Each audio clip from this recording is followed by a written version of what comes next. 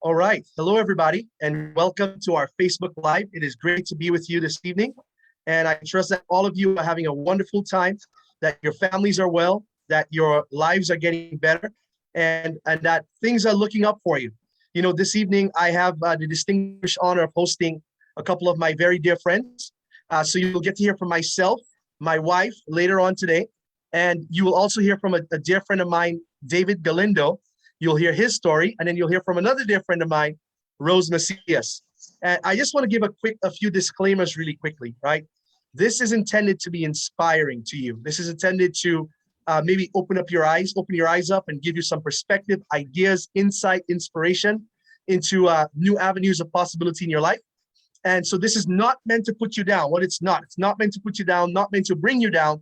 It's just simply meant to share with you how you could potentially get to a new dimension of life, of operating in your business, in your personal vernacular, in your home, in any other places. So I asked our guests to be very transparent and just to tell us their stories and to speak their minds, so that you could get some real life examples of how people go from one dimension to the next. So I'm going to kick it off with a little bit of information, details. I value your commitment to being with us. We're going to start on time and end on time.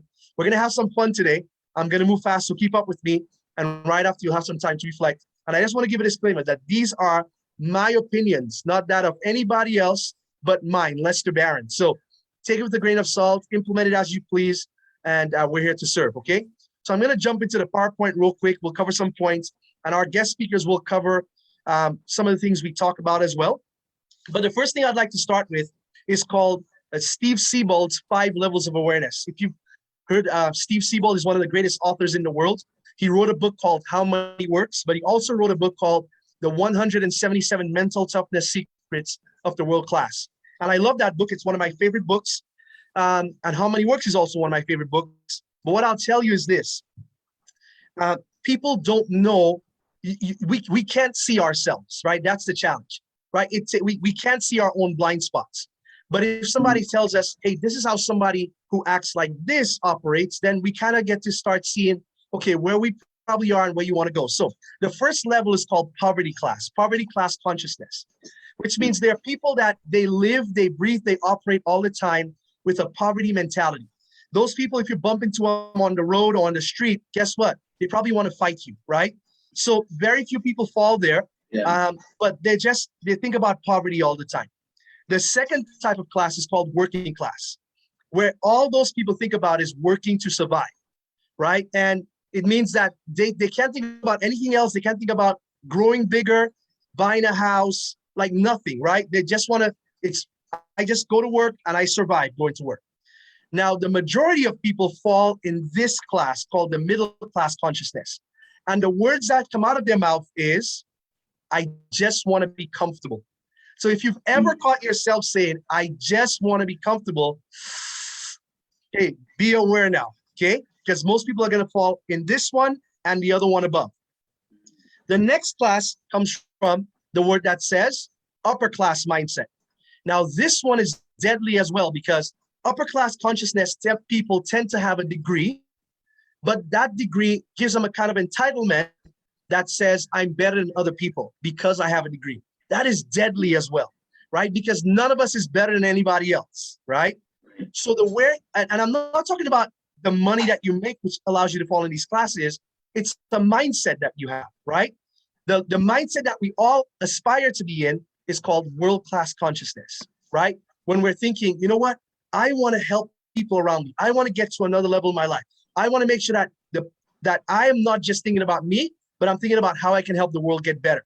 It's like kind of if I ask you, what do you do? And you tell me a title or profession, I go, well, no. What do you do for the world? That's a whole different conversation. Amen. So that's where I'm going to dive in. We're going to invite our guest speakers to come in. But I just want to remind you that there's no breakthrough without follow through, right? So if you experience something on our call today, I'm burning up, I'm hot, I came from a meeting outside, ran into my office, I'm excited to be with you. But if you want to have breakthrough, you must follow through on some of the things that maybe give you light bulb or aha moments, then we'll go from there. So I'm going to run through a few points and I'm going to interview our guests today. I see the numbers climbing on the Facebook Live. Awesome. Type in the chat, whatever you'd like there. So let's talk about the distinction between middle-class consciousness and world-class consciousness. Number one, the middle-class consciousness is position conscious, where they're always going for a certain description, a certain job, a certain title, kind of puts you in a box. Whereas world-class consciousness is mission conscious, right? What are we doing? Like, what is the overall objective? How is this going to impact many, many people, right? They say, try not to become a person of success, become a person of value, right? That is huge, right? So let's make sure we're adding value in every situation that we're in. The next one, the middle-class consciousness, is always looking for something else. I just had a meeting with a gentleman who's been in business for 40 years. He says, my dad said to me, remember, serve people and the money will come. But many people are always chasing the money, and that is not always a good thing. Just love what you do. I love what Mike Rose said. He says, don't follow your passion, chase opportunity and bring your passion with you, right? So I just want to tell you, like, you want to start shifting the way you think, the way you feel, and that's going to help. I love this quote. It says, loving what you do doesn't mean you're never going to be faced with trials. It rather means you're highly qualified to persist, persevere, and endure till the end because you are enthusiastic about seeing the joyous end. So if you know that you have goals, dreams, desires, aspirations, you're looking for an end result, and always keep the end in mind. Okay, let's keep going. I'm almost there. Middle-class consciousness enjoys helping themselves succeed. World-class consciousness enjoys helping others succeed, right? So when you go out there and you say, my goodness, like how many people can I go out and help get to another level or succeed? Or that's what we want to think about. So this quote says this as well. Get your people to yearn for the open sea instead of learning how to build a boat, right? So if you run a company, you run an organization, you run a business, you lead a team, right? You're a supervisor, you're a mentor, you're a manager, right? What you want to instill in people is dreams of what could be, not just the monotony of the everyday work.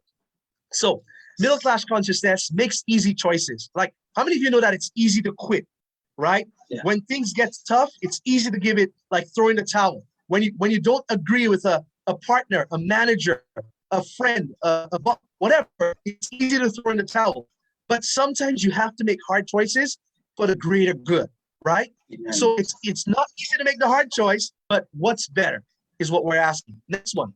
I love the quote. It says, you'll always have one of two things in life. You'll have reasons to do something or you'll have results, but you won't have both. So I hope that you decide right now that your life is going to be a life of results, because you can have excuses, but you can't have both results and excuses, right? So middle-class consciousness thinks of money in hundreds of thousands of dollars. Most people I hear speak, they say, I'm going to school to get a degree to make X amount of dollars when I get to this position. Like world-class consciousness says, no, like hundreds of thousands. I mean, I just saw a quote today. I think I pulled it down from somewhere. It says, it's a new study that just came out that says people making $250,000 in the United States are still living paycheck to paycheck. This just came out today, right? So how can you think in terms of hundreds of thousands when it doesn't, hundreds of thousands are cutting it anymore, right? In the, like, look at inflation. Inflation averaged about 8.3%, right? The cost of fuel, I saw in California today, $8.40 a gallon locally, right? What else? The price of meat, groceries, the supply chain, all of that stuff, right? So start thinking in terms of millions. How can I get to millions instead of just hundreds of thousands? They say cash flow changes lifestyle, but net worth changes generations. So you can talk about cash flow of making hundreds of thousands of bucks, but that won't get you to net worth. Net worth comes from millions of dollars of revenue, which leads to income, and now you can impact the next generations. So middle class thinks about building an equity from assets, right? And nothing wrong with it. I'm not bashing. I'm just saying, how can we upgrade our thinking? So let's position this for a second. What if you had a house, you bought it 20 years ago, and then today you sold that house for $1 million, but your real net profit is $500,000 because you put a down payment, you have to pay property taxes, you put in repairs, you upgraded, all this stuff with house, right? And you make $500,000 over the last 20 years. Is that really building equity? or are you looking to build cash flow from assets that produce income? Does that make sense? So certain assets can produce equity, but you want assets that produce income, right? That's where cash flow comes from. So to become financially independent, you must turn part of your income into capital, turn capital into enterprise, turn enterprise into profit, turn profit into investment, and turn investment into financial independence. That is the system on how you're going to go from middle class to world class consciousness. So people at middle class folks say, what do I stand to lose? World class says, what do I stand to gain? It's not a scarcity mentality, it's an abundance mentality, right? The desire for safety stands against every great and noble enterprise. So don't sell yourself short. The middle class says, I'm doing my best. I'm doing my best to keep my job. I'm doing my best to make ends meet. No, middle class says, why don't we find a way? Why don't we find a way to get better? Let's level up. Let's go to the next level. Let's stretch ourselves. How else can we get better? I love the quote that says, change now before you must, right? Change now before you must. Don't let them tell you you can't have it all, right? I don't know about you, but I have excellence in every area of my life. It's 8 of them: faith, family, finance, fitness, friendships, fellowships, fun, and fruitfulness, right? I have excellence in all of them, right? Because I want it all. And it's okay to want it all because you can't have it all. Amen. So a lot of people say it's in my genes, my mom was this, my dad was this, I'm supposed to be this. No, not even close. It's in your power to decide what direction you want to go in, right? If you want an extraordinary life, make extraordinary agreements and keep them. That's the bottom line, right? So you're going to have to start making new commitments to yourselves. You're going to have to start saying, you know what, it's time for me to go to another level. It's time for me to take my life, my future, my vision. I want to stretch it and make a big decision today that you're going to move from middle class consciousness to world class consciousness. All right. Middle class says, if I were only like so and so, right? They were born on the right side of the tracks. They had this mentor. No, you're going to say it's I am my greatest asset, right? I am the person that if it's going to be up to me. I'll tell you this right here as I share my story real quick. My father passed when I was 20 years old. He was 50. And the bank manager who held the loans towards his estate, he pulled me into his office as a 20-year-old. And he said, Lester, you either give me 100 grand cash to settle your estate, or I take away everything your parent built over the last 40 years, your parents. And so guess what I said? I said, well, let me go find a way to get the loan. So I went to every bank and credit union on the island. I asked them to borrow me the money, and nobody would lend me the money because I was a ninja. No income, no job, no assets. Ninja, right? So guess what I learned in that moment? I learned a few things. I wrote them down. Number one, nobody's coming to save me financially.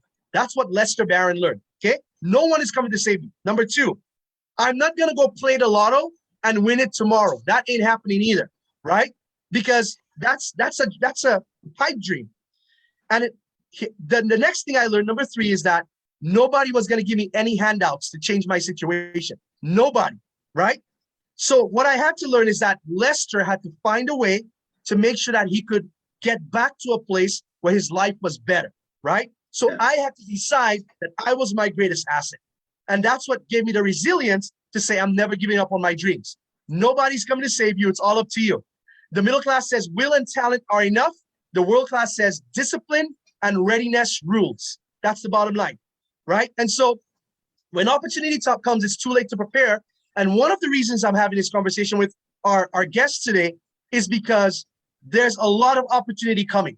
There's a ton, right? The economy is about to change again. We're about to see some shifts with employers again. And it's incredible what's about to happen, but don't wait to change. Change now before you must. Most people come in and they say, what can you do for me? Instead of saying, what can I do for you? What value do you bring to the organization, to the leadership team, to the company, to the business, right? What are you bringing? So there are no heroes, just those who choose to be servants. Wow, that one hit me between the eyes, right? A lot of people say it has to be perfect. I have to do this, then that, then the other. No, it's not about perfection. It's about doing the 1% to 2% that matters every single day, right? And so I want to share with you that all you've got to do is make progress, not be perfect. If you look for perfection, you'll never be content. And in the last few, people in the middle class always say, man, it's almost a coincidence. I can't believe I won. I can't believe I made it to this life. The world class say, are you kidding me? I can't believe I lost. Why am I not making millions already? Why am I not at my dream life yet? Why do I not have enough money saved? Why do I not have more investments? Right? So with that said, act as if it was and it will be. So today I am so grateful that we have two people that are not middle class consciousness, they're world class consciousness. I love the quote that says, I'm not afraid, so I don't try, that's middle class, but we go from I'm afraid, so I do it anyway. One of my favorite books is by Andre Olivier, right? Find a Way to Win. And there's another book that I love called Feel the Fear and Do It Anyway. So there's only one thing that makes a dream impossible to achieve, and that's the fear of failure. So you've got to start asking yourself, how do I eliminate the fear of failure from my life so I can get to my dream life, right? So you cannot go back and create a new beginning, but you can start right now and create a new ending. So are you ready to hear from two amazing people who have created a new beginning for themselves, who've decided that, my goodness, we're going to go on and change our lives forever. And so guess what? Here we are. I can still see the live feed, Stephen, so it looks good. I can see it on my thing. I don't know if it's your phone, but my first guest I'm going to introduce is a gentleman that I actually go to church with. He is not in our business, right? So this is not, I have two different guests, one in our business, one not in our business, right? One of them is our partner, one is not our partner, but he's a friend from church. And I met David many years ago because we took a leadership class together.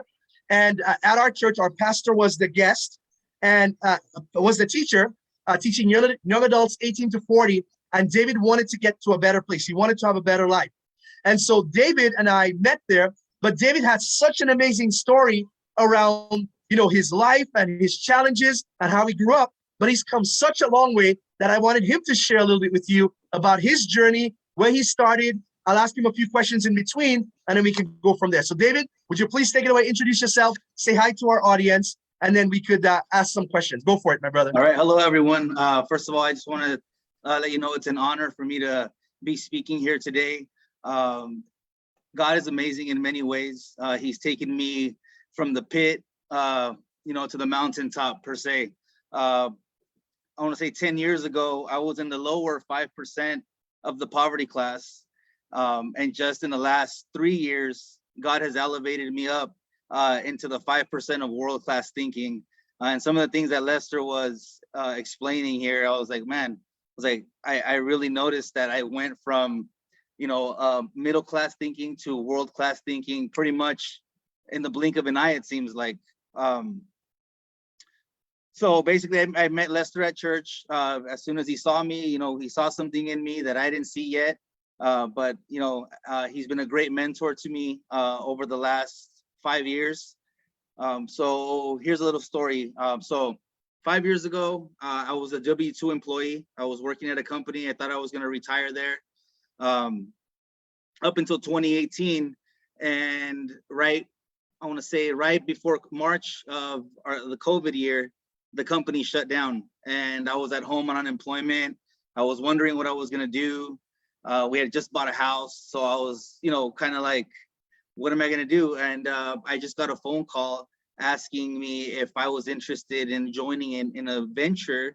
I do cell towers. We were in construction. So I was in that industry and they asked me if I can get employees and if I can find contracts, then they would fund the whole thing. And here we are 2 years later. We went from one crew out in the field and now we're up to 6 building crews. We just became a prime vendor for Dish Wireless, which is a $20 billion customer. We are doing amazing in our first year. We did about 7 million in invoicing, and this year we're projected to be up in the 15 to 20 million in invoicing. Just an amazing thing that can happen in the blink of an eye if you really dedicate yourself to the things here that Lester is sharing with everyone. So it's a graspable goal to go from middle class thinking to world class thinking. It's doable. Wow, David, thank you for sharing. So let's talk about a little bit about your thought process, because you went through that stretch of your life where you had to do things to upgrade the person that you were, right? So maybe share with the audience a little bit, like, what are some of the things that you had, tough decisions that you had to make that got you unstuck from where you felt you were before? And how did those decisions impact your life going forward? So first of all, I had to get away from the doubt, right? Everybody has the self-doubt. I can't do it. There's going to be too many problems. And you start thinking about the problems versus the solutions. So if you're thinking about problems are greater than the solutions, then you're really not going to get anywhere.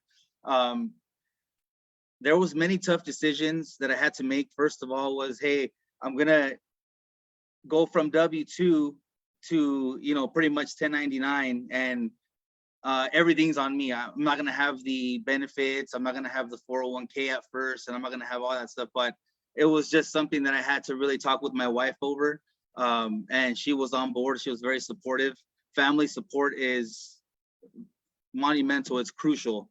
Also having people that know more than you and can teach you along the way. But for me, I think the toughest decision thus far was probably leaving the corporate world. I was comfortable there. I was in a comfort zone. I was getting paid. I was, like Lester said, it was comfortable. But then God showed me different things. He showed me that there was another level. There was, I could have what I want, the desires of my heart, the things that I saw from my family.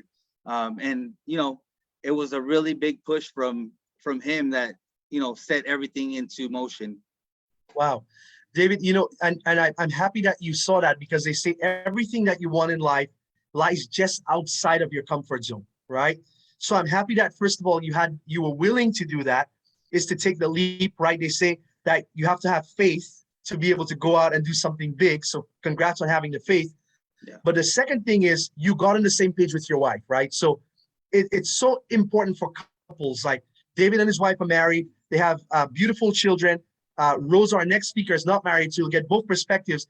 Let's talk about that, because I see a lot of couples who may sometimes not be on the same page, right? When it comes to one taking the leap or not. How did you and your wife have that discussion? Not to get too intimate, but generally speaking, like, how did you have that discussion so that you could get on the same page, have a conversation about, this is where we want to go as a family? What did that look like? Well, basically, I just told her, I was like, hey, we could continue living in our comfort zone, or I can take this opportunity that has been brought to me, to my door. That's the beautiful part about it, is that I never went out and I chased it. I was literally, in a low place. I was in my Bible so much. I was in prayer. I was in church. I was really doing the things that were making me feel at ease, which is a relationship with God. And I told my wife, I was like, I really feel like God is doing this in our lives, and we need to follow this, and he's going to show us a higher, an abundant life. And that's what we've been given. That is so good. So, fast forward, like, okay, thank you for that, by the way, because God is my provision as well, right? He's the one that provides everything. He owns everything. That's my opinion, my perspective. That's what I believe. So for me, it's like just asking for what you want, and he's going to help you get it, right? If you're in his will, by the way, right? Mm-hmm. So David, now you took the leap, you're in business, right? You're getting things off the ground. Let's talk about some of the growing pains that you've had to go through in business. Share some of those things that you've had to experience and what you've had to go through there. Well, I just want to, if I could say anything, one thing to somebody that's going to start a business is really the HR aspect of the business. When you start, obviously we started with 4 employees. It was pretty manageable. Now we're up to 25. So everybody has issues, right? Everybody has problems, family, they got sick, this or that or the other. And just the pressure of, when you think about it, and you take God out of the equation, I guess, per se, thinking, and you start dwelling on what's going on around you, and you take your eyes off the source, it could really get heavy and scary, because I can't handle it by myself. It's like, wow, you think about it, I have pretty much 25 people's livelihoods dependent on my decisions, which way I'm going to take the company. So that was a huge pressure. The initial growing pains is like, when you first break into an industry, you're not going to make the top dollar. You're not going to you have to make a name for yourself in that industry. You have to be recognized, at least in the construction world, because you're going into a very competitive, very high paced environment. And a lot of people crash and burn if they're not prepared well. So those were probably the toughest things, was as we grew, as we scaled up, and we lost people, we lost key people, and we had to replace them. And I thought, oh my God, we're going to go under because I lost, these 3 foremen that were pretty much my superstars out there. And now I have to scramble to make it work and keep the ship above water. So it's been tough. And that was one of my biggest worries, is like, well, where am I going to find the people? Where am I going to find the guys to build this project? And how am I going to find them? And am I going to be able to pay them? It's just a lot of things that go on in your mind. But you know what? Through it all, I think we're just getting over we're going to hit 2 years. September 22nd of this year would be exactly our 2-year mark in business. And I think that we got over the hump because now we're able to hire key people. I was wearing a lot of hats. I was the warehouse guy. I was the site inspector. I was doing so many things, and I don't even know how I found the time or where I found the time, but the Lord helped me. I'm here. Wow. David, you brought up so many points. In the beginning, you're wearing different hats, right? You're doing it all. But as you grow, you're going to find key people to fill those roles so that you can actually start scaling the company. The second thing is, it's okay to lose people, right? It's okay. Yeah. Even if they're key people in your business, your organization, it's okay, because not everybody's meant to go the full distance with you. But the biggest thing is that you stay the course and that you don't quit, right? That's the key. And David, you said something that, in your business is competitive, it's fast paced, people don't make it. Can I tell you, that's every industry, right? Because if people come into our industry and they go, well, let me just chill, or let me just sit back. No, you've got to really give a big effort up front, and that effort is going to help you to be able to scale and grow for the future. So last part now, let's round the corner. Tell us how your vision has been stretched from you going from an employee mindset, or let's call it comfortable consciousness, right? Middle class. What is your thinking like today, and what has impacted or influenced your thinking? Well, my thinking has definitely gone, when you were explaining world-class thinking, some of those points, I was like, hey, I'm there. I've gotten to this place where my thinking has expanded. I went from thinking not even hundreds of thousands. I just went from thinking in thousands, and now I'm thinking in the millions and beyond. I never thought about legacy before. Before, it wasn't a legacy mindset or leaving an inheritance for my children's children. It was just the here and the now, what was right in front of me. I never really looked beyond into the future, but now it's like, wait, I'm gonna set up trusts, and I want to set up accounts for my great grandchildren, and I just want to keep this going, not just to benefit me, but like they say, a tree planted 50 years ago, now it's giving shade, but that person that planted it is not getting the shade. Wow. So that's how I feel. I'm laying down seeds for my future generations, and I don't want this to die with me. I really want to help people elevate and move up. And I want people that come from nothing, because I come from nothing. Yep. I come from my mom and my brother and sister. Mom was single, and we lived in a converted garage for about 5 years. 1 bathroom, 1 bedroom. It was poverty, and that's where I come from. And my vision and my goal is, I want people to taste the better life that God intends us to have here. And it can happen, because it happened to me, and I'm just David Galindo from La Puente, California. I barely graduated high school. I really have had a up and down life, but now the lows are not as low and the highs are incredible. I can't even tell you. It's just an amazing journey that's happened for me in the last, I'll say, 5 years of my life. Wow. David, you have such a powerful story. And what I appreciate about you is that you're walking the walk, right? And you're willing to look back and say, hey, let us show you how. Like that's what we're here for, right? It's not about us, it's about how can we help the next generation plus other people around us get to a better place. So David, thanks for sharing your story. Thanks for being so transparent. I'm going to introduce our next guest. You haven't met her yet, but this is my sister, right? And not my literal sister, my little sister, figuratively speaking. Rose Macias, oh my gosh, talk about a global mindset. Find her at Global Rosie Rose on any social media platform, right? But Rose and I met many, many years ago. Rose works with us. We're partners together. Rose has an organization across the United States in the financial world, right? And I've seen her grown so much. So Rose, why don't you say hi to our audience?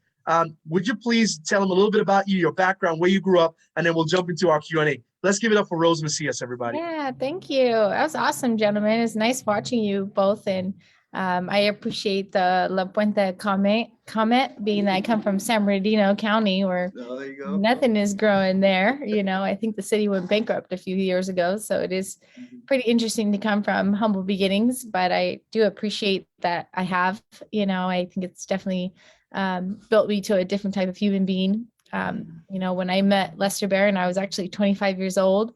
I was living with my father at the time. He was going through some colon cancer, and I had, moved in with me to kind of be a support with him. And I was working as a fine dining server, and I was doing real estate on the weekends and working at Universal Studios as well. So, in California, you almost have to have 3 jobs just to make ends meet, especially if you're, younger coming up in life. And I got to be honest with you, I really wanted to be a coach and teacher, though. If somebody asked me, what do you want to be? It was a coach. It was a soccer coach, volleyball coach, wherever I could get my hands on a ball and teaching people. But really shortly after coaching some years, I realized, well, this isn't going to pay the bills. And, my parents got sick a little bit early, where I got to think about medical costs a lot earlier. And I remember at 15, my whole life flipped upside down when my mom got diagnosed. And, shaving your mom's head at 15 years old will change your mind about a lot of things. And, I remember my first paycheck went to my mom, and it was all about, how can I help them? How can I support them? And I remember sitting down and saying, let's look at the finances. I want to look at where the bills are, and, adding things up with my mom and going, how are we even affording this? And of course, we would always look up, like, thank you, God, for taking care of us. And we always had this, what I appreciate about my mom's faith is she always had this peace of mind that I know only God could give her. I know that only came from the peace, knowing that we're going to be taken care of. And even though finances might have not looked like they were taken care of, it was still had been made. Dinner was still always served, right? And it was a great atmosphere for me. My mom really, made an incredible atmosphere for me, especially when things were kind of tough. I don't remember going on vacations. I don't remember, having big, gifts or things like that. It was always just, do what we can and make ends meet.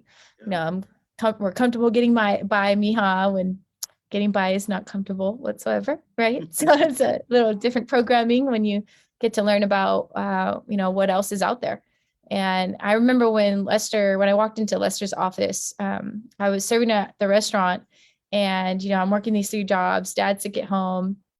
And somebody asked me, what else do? You're so good at this fine dining. And I said, well, I want to be an investor. I'm in real estate. I want to be able to take care of my parents. And, when I spit all that out, I had no idea about investing. I had no idea about, real estate too much. I just got my license, but I was putting it into the air because I wanted to find out. I wanted to learn it. I wanted to manifest it.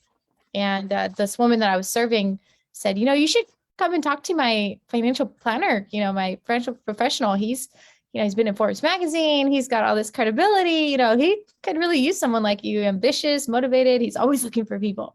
And, I heard financial firm, I heard education, I heard Forbes, and I was in that office as soon as I could. And, I showed up suited and booted, resume in hand. And, Lester was, to this day, I say he was the first man in my life that ever said, I believe in you. And, I'll tell him till the day I die that he was the first person that really genuinely looked me in the eye and said, like, you know what, there's something about you and I really believe you. And, you know, I decided to believe him. Right. And I remember even getting emotional saying, I only need one person to believe in me and I'll get it done, you know, and I did. And now I'm, you know, turning 33, you know, turning on my Jesus year. And, you know, I've been able to, you know, not only replace those 3 jobs, but like he said, we've expanded all over the US. We developed How Money Works Learning Centers, and you know, this book behind me has really changed my life too. And I know he talked about Steve Siebold, which is one of the authors, but he was a mental toughness coach. He wasn't a money coach. He studied the most successful entrepreneurs. And what he realized is they all didn't know this, right? They were all still wanting to know what I know you mentioned the trust and the estate planning and the organization of the business. They don't teach that in business class. They don't teach us, you know, the LLCs and the S Corps and the tax write-offs and all the things that you kind of have to find out along the way, or when you get your first big tax blow, right? So, you know, I really appreciate that. You know, Lester was that big impact for me coming in. Rose, thank you for your kind words. And I'll tell you that, you know, they say when somebody gives you props, you say you had it in you all the time. We just brought it out of you, right?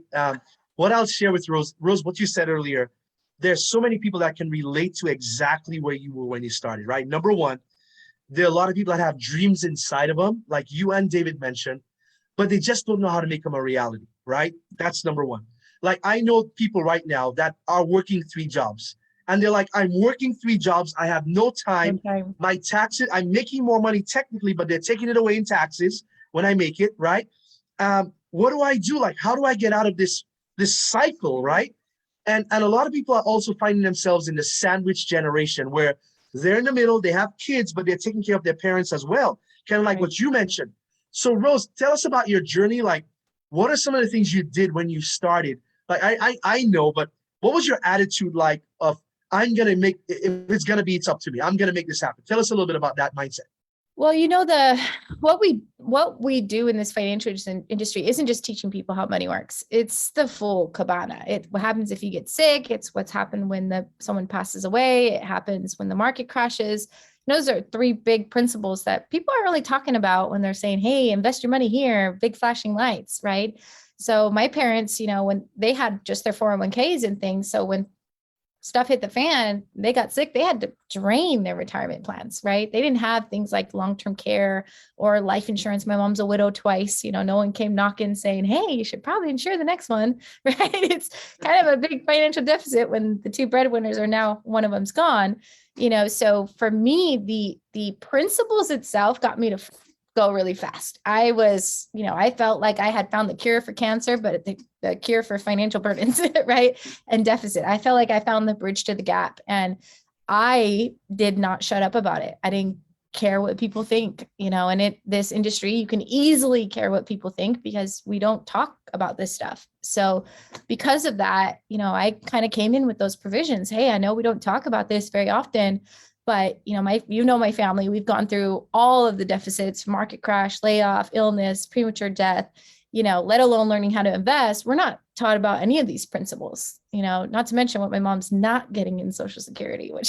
right? All those things that we're not taught about. So for me, it wasn't a question. I think having passion behind what you do, it doesn't feel like work. I know they say it all the time. It's cliche, right? And people say, well, how can you be passionate about life insurance? Like, I'm not passionate about life insurance. I'm passionate about securing wealth for widows. I'm passionate about helping orphanages and orphans, you know, be financially secure. I'm passionate about securing assets that sometimes can be tied up in debt. I'm passionate about the tools that America has on this land that we are not using as American citizens, right? Yeah. The wealthy are very much so, but my neck of the woods had no idea even where to start. Very real. And you know what, Rose, I've seen you because of that passion, like really come out and increase your earning potential, right? Where I know this, like you make multiple 6 figures, right? You have a multiple 6-figure business and you're going for a 7-figure business in the next few months, right? Yeah. So tell us about how you've been able to increase your earning potential by adding more value to yourself and adding value to people around you. Well, you know, you can't do this alone. Once people start finding out you're good at something, you're either going to get super busy or you're going to build a company behind it, right? And you're going to duplicate yourself, whether it be, if you're a professional, hairstylist, you get really good, you're going to get so busy, you're either going to have no life or you're going to start training people to do hair just as good as you and maybe open up a salon, right? Same thing in this industry. I got good really fast. If I didn't build an agency and actually have people that are just as good as me or better, I wouldn't be able to take the time off that I have with my family. I wouldn't be able to go to, New York next week. This year, I've been to like 6 different states, and I think we're only on month 6. So there's a lot of traveling that's been happening. I couldn't do that at a job. I couldn't work wherever I wanted to. I didn't have the flexibility, but I also knew that if I wanted to have freedom in my life, that I was going to have to build something that I was proud of, right? That could last for generations. Everybody wants residual income in real estate, which is great, but how much out of pocket do we have to come up with to actually create, 6-figure rental property income from real estate? How much property do I have to own, which is how much is in debt in my name, right? Really, let's be honest, right? Most people aren't being able to pay off their first rental properties. It's very as we go along, right? And in real estate, it's either good for, like right now, it's good for people to sell, but it's terrible for people to buy. I'm in an industry where I feel like it's a win-win every time. When I offer somebody something tax-free where they can save, or I offer an account that doesn't crash in the market and it still does great averages, I'm giving peace of mind opportunity, not, ride the wave and let's, take the hit. And well, you got 10 more years, you can get back. Well, some people don't have 10 years. Some people don't want to lose what they've earned and very hard. So the principles of doing that is the products and services kind of, offer themselves. They kind of sell themselves, right? When you can say good returns, tax-free, and doesn't crash. It's like, whoa, show me. But when it came to my personal freedom, right? My personal life, do I want to be one of those people who are very wealthy, but have no life because they're working all day long? Or do I want to be one of those people who have the freedom to not only help and do what I want to do in business, but also be able to give like I wanted to give, spend quality time like I want to have quality time? I'm not saying I'm not willing to put in the work, because Lester knows he's probably met me and him have a work ethic that I've never seen before, right? And our schedules are intense about what we do, because we love helping people. But I also love helping people just as much as I love quality time with my mom. And every time I hang out with my mom, guess what we're doing? We're helping people. We're giving back. We're doing this. We're doing this volunteer work here. We're nonprofit here. We're just last week, we drove all the way to Denver to dump a bunch of clothes that we collected for a woman whose house burned down. Like we love doing that. We turned it into a trip, right? But I also was able to work, in the mornings, have quality time with my aunt and my family, and I love that flexibility, but I couldn't have done it if I was doing something by myself. You have to have an organization, a team. And if you can find a way where everyone can be treated equally and paid equally, oh, what a dynamic you can create, right? So me and Lester, for instance, he's not my boss, right? We're both 1099. We are working together because we actually like each other. And we also have an uncapped earning potential because we positioned our earnings 1099 instead of W-2, where one of us is ceilinged on over our head with income. So understanding the entrepreneur way to bring in income is also freeing up more space for us to do, other things. Who would have known giving would be a tax write-off? I know they didn't teach me that in school, but man, my mom could have been getting tax write-offs her entire life if somebody would have told her, what's going on in our country. Wow, Rose, you know what? I know for sure that your success comes from your outlook on always viewing the world through the lens of helping other people. And that's a world-class mindset. So thank you for sharing that story. And I will lead with you, and then I'll end with David. I'm going to bring him in right now as well. Rose, tell me about where you feel in the last few moments that we have. Where is your future headed right now? What are some of the things that you see for yourself, your company, your partners, your organization, your team? What are some of the things that you want to do for the world? Well, not only do we want to expand in all 50 states, we want to have How Money Works learning centers in every city. It doesn't matter if it's a wealthy city or coming up city or needs to be rebuilt city. We want to plant our seed everywhere. We believe that if financial literacy gets to the hands of Americans, we can shift things. I do believe we can shift things. And imagine a time when financial literacy is taught in all 50 schools, state schools, right? Well, what is that going to do for our country? It's going to change things. But long term, I also have a vision for helping the elderly. You know, we have an era of baby boomers that are going to run out of money in a very short period of time. And I'm talking not just orphanages for children, ladies and gentlemen. We're going to need orphanages, programs for the elderly that don't have kids, don't have spouses, and are just living the rest of their life trying to support themselves on Social Security. There is millions of them, millions of them. So just as our tax money starts going to other things that might help children, I believe that we need to start opening up centers that are going to start funding our elderly, because it's going to get worse and it's going to get terrible when it comes to the medical costs. So to be aware of that, and to add a faith-based company attached to it, the more that I can put my resources toward helping others, God he has full control of these hands and where he wants to put them. And I'm just hoping that it goes into the right places and the right hands and the right people as we go along the way. Because I know that if we're going to be creating the estates and the millions that we're going to be creating, that's also an opportunity for us to be able to give like no one's ever given before. And to be able to really sacrifice our hands for the maker is huge. But you have to be what do they say? It's going to go to the righteous hands eventually. So imagine being able to manage not only the ones that are helping move in and secure these estates, but building the agency that also is aware of what's about to happen to our economy. So I'm so excited about that. There's so much to be looking forward to. Nice, nice.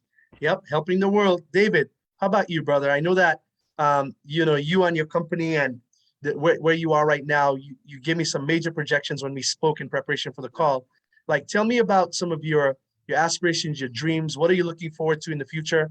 And how are you going to change the world? So I think this construction business it's going to be a pedestal. I know that I'm good at what I do as far as, people relations in my industry. I'm knowledgeable, but I don't think that's my end passion. I really, nothing fires me up more than, sharing the word of God with people. I really, really enjoy that. I really, really think that this is going to be a stepping stone into my next, venture. I don't know what it is yet. I'm excited to find out what it's going to be, but it's going to be centered around, helping people and bringing people up. That's really what my life goals are. Wow, incredible. Well, I cannot tell you how awesome this has been. Maybe we could have a last, if either of you have any last comments in terms of, how people can really, especially in this time where, people, COVID and all this stuff happening, is there any last minute advice you want to give to somebody that says, you could do it, or last minute advice of, hey, don't stay stuck where you are, or there's better out there? Rose, ladies first, go for it. Oh, well, if anybody has a dream, you better go chase it. Because if you don't, somebody else has already thought about it and it's going to come up with that idea. Right. But if in general, if you're looking for the opportunity to have, that freedom of finances, that's one thing. But if you can tie it around helping people, it's going to be an everlasting thing. It's not just going to be a job. It's not just going to be something you do to make money. It's going to be something that is a part of you that you can take for generations, and it can be something to be proud of, and whatever that is. There's so many ways to help people, of course, right? There's so many ways to help people. But if you can tie it into something in your income and make it something that you can co-op in, what a dream life to have, right? Where you're helping people, you're making income, you're making a difference, and then you have the freedom to choose your day. And I wouldn't stop until you get it, until you find it. Kind of a little bit of like David says, I don't know what it is, but it's coming. I can feel it, right? It's almost tickling my feet right now with opportunity. I know it's out there. That's exactly how I felt when I walked into Lester's office. It almost felt like this industry was made for me, but I had no idea how to explain it, no idea how to even, fathom me being in this industry. But I get to be the coach and the teacher that I've always wanted to be, and actually teach the right principles that I always felt was missing in schools. So this dream come true. Find your dream come true. Wow. Awesome. David, how about you? Well, Lester touched on something earlier that really stuck out to me. He said, better yourself, find seminars, read books, become a problem solver, because that's really what we are.